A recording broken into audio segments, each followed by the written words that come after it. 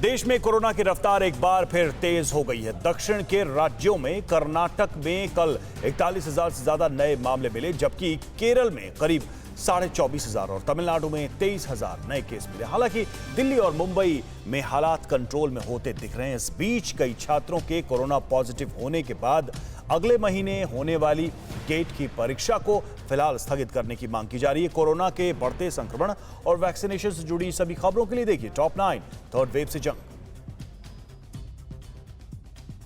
देश के कुछ राज्यों में टेस्टिंग ज्यादा होने के बाद कोरोना के नए केस में भी इजाफा हुआ है। मंगलवार को देश में 2,80,000 से ज्यादा नए संक्रमित मिले हैं। एक दिन पहले सोमवार को 2,38,000 केस मिले थे। सबसे ज्यादा चिंता मौत बढ़ाने को लेकर होने लगी है। मंगलवार को कोरोना से 436 लोगों की मौत हो गई। एक्टिव केसों की संख्या 18,23,000 से ज्यादा हो गई है।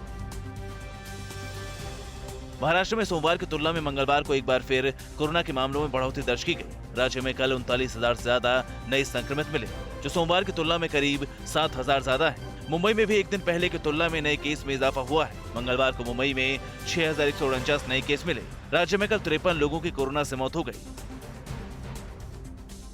दिल्ली में लगातार 5वें दिन कोरोना संक्रमण के मामलों में कमी देखने को मिली है, जो शुभ संकेत है। मंगलवार को दिल्ली में 11,684 नए केस मिले, जबकि 38 लोगों की मौत हो गई। एक दिन पहले सोमवार को 12,500 से ज्यादा मामले मिले थे। राहत की बात यह है कि संक्रमण दर भी 28% से कम होकर करीब 22.5% हो गई है। हालांकि दिल्ली में कल 52,000 लोगों के ही टेस्ट किए गए।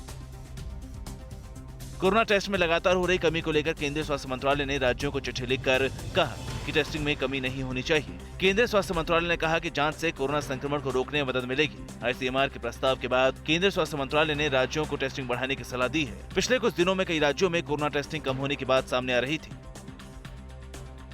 उत्तराखंड के मसूरी के लाल बहादुर शास्त्री राष्ट्रीय प्रशासनिक अकेडमी में कोविड विस्फोट हुआ है। अकेडमी के 84 ट्रेनी आईएएस अधिकारी और कर्मचारी एक साथ कोरोना पॉजिटिव हो गए। एक साथ इतनी बड़ी संख्या में ट्रेनी आईएएस के कोरोना पॉजिटिव होने से अकेडमी और स्वास्थ्य विभाग में हड़कंप मच गया है। उत्तराखंड में कल 4400 से ज्यादा संक्रमित मिले, जबकि 6 लोगों की मौत हो गई। पश्चिम बंगाल में 2 दिन लगातार नए केसों में कमी होने के बाद मंगलवार को संक्रमण की रफ्तार फिर बढ़ गई। कल राज्य में 10,430 नए संक्रमित मिले। एक दिन पहले 9,385 केस मिले थे। कल 34 लोगों की मौत हो गई। बंगाल में एक्टिव केसों की संख्या 1.5 लाख से ज्यादा हो गई है। वहीं असम में मंगलवार को 8,000 से ज्यादा मामले दर्ज किए गए। असम में संक्रमण दर 12.5% से ज्यादा है। कोरोना की तीसरी लहर में जम्मू कश्मीर में पहली बार मंगलवार को सबसे ज्यादा केस मिले हैं। मंगलवार को जम्मू कश्मीर में 4,651 नए कोविड केस मिले, जिसमें 1,546 केस जम्मू और 3,100 से ज्यादा केस कश्मीर में मिले। संक्रमण की तेज रफ्तार होते देख उधमपुर में सैनिटाइजेशन का काम भी तेज कर दिया गया है। जम्मू कश्मीर में एक्टिव केस की संख्या 21,000 के आंकड़े को पार कर गई है।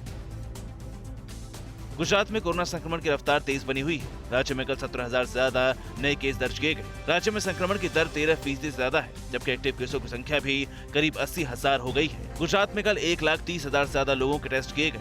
उधर मध्य प्रदेश में कल 7,000 से ज्यादा नए संक्रमित मिले। मध्य प्रदेश में संक्रमण दर करीब 10% है।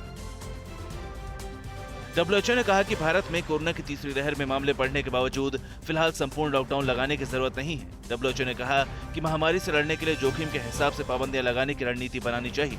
WHO के भारत में प्रतिनिधि रॉड्रिक एच ऑफ्री ने कहा कि भारत में मास्क के इस्तेमाल और टीके पर जोर जैसे कदम कारगर हो सकते हैं। WHO ने कहा कि ये वायरस जल्द खत्म होने वाला नहीं है। अड़ी सोमवार से शुक्रवार शाम 6 बजे सिर्फ TV9 भारतवर्ष पर।